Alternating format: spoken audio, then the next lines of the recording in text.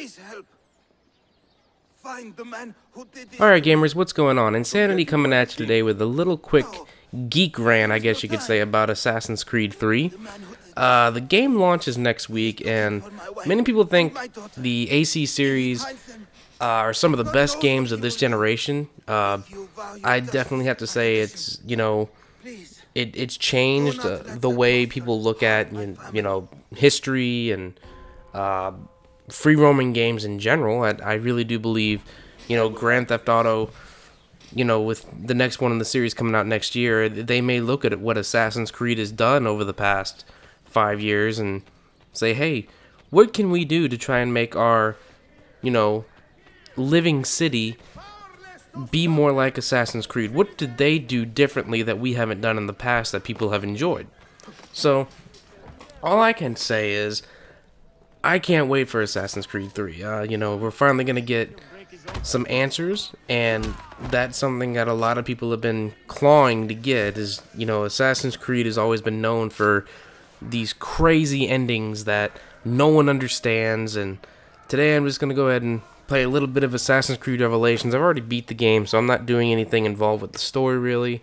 I'm just going to run around and kill some people, and maybe try and recruit some people, which really isn't necessary, but anyways, if I sound a little bit terrible, it's that I'm getting over a cold I've had the past week, so I haven't had any chances to really make any videos or anything like that. One of the things that really makes me excited for Assassin's Creed 3, I'm definitely going to go to the midnight release and pick it up, is that Ezio is finally out of the picture. He had 3 games to last his entire life for the series, and he had a great story to tell, and it's about time that we finally get to move on to somebody new. I really do believe people are going to enjoy Connor and what story he has to tell, and why he's fighting the Templars, and how he gets involved with people, important individuals during the Revolutionary War between the United States and the British, which, in this case, Connor is really only about facing the British. That does seem to piss a lot of people off, but the one thing that Ubisoft did want to make clear is that while you're playing the game and going through the story, there is going to be individuals on both sides of the war that you're going to think maybe opposing you or maybe against you, or what you're trying to do and what you stand for in the battle that you're trying to fight as an individual. So do keep that in mind.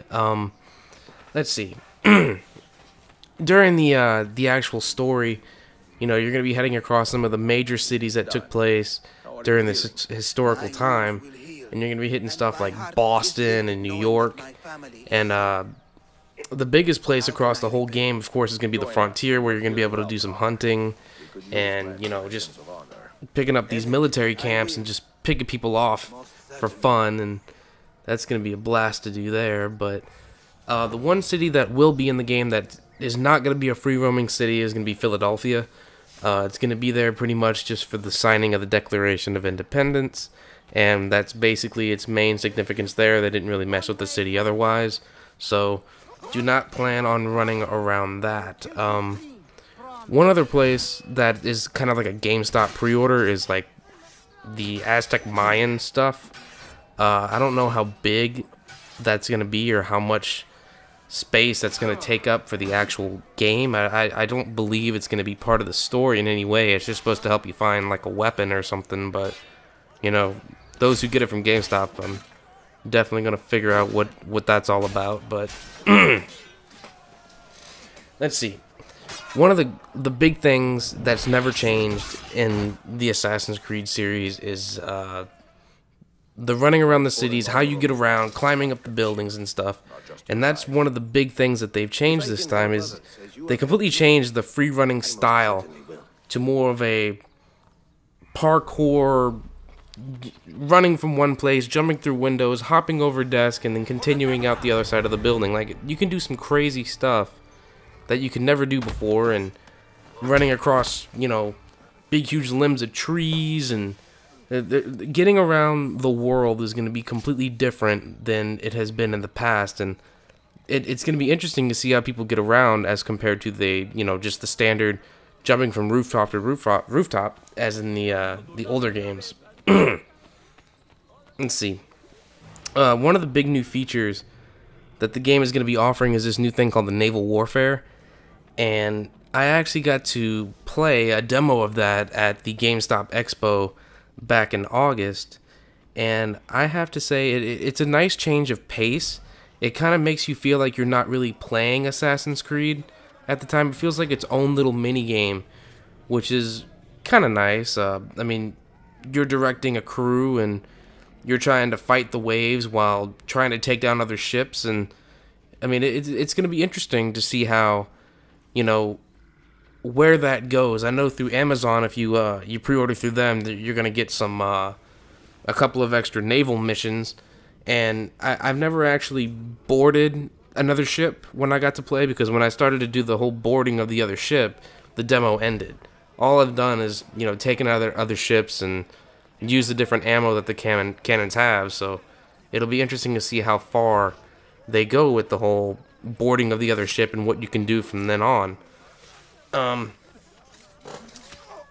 lot of people are still a little confused on what role Desmond and the remnants of the Assassin's Order is going to be doing in this game, and one thing that Ubisoft has promised, with the with getting answers and not getting an ending that's going to go WTF to everybody, is we are finally going to be able to take the fight over to what's his name? Whatever the bad guy's name is, gray-headed beard guy, whatever the hell his name was.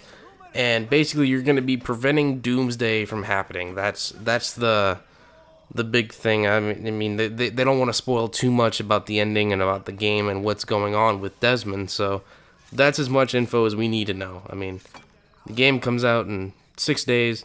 I can't wait. If you're getting the game, try and explain what you're excited for. What features are you most excited about? What's your favorite weapon? All that fun stuff. Give this video a like if you enjoyed what you're hearing and seeing. I'm sorry I sound terrible. It's just I'm still trying to get over this cold. Hit that subscribe button if you already haven't done so. And I'm out, guys. Later.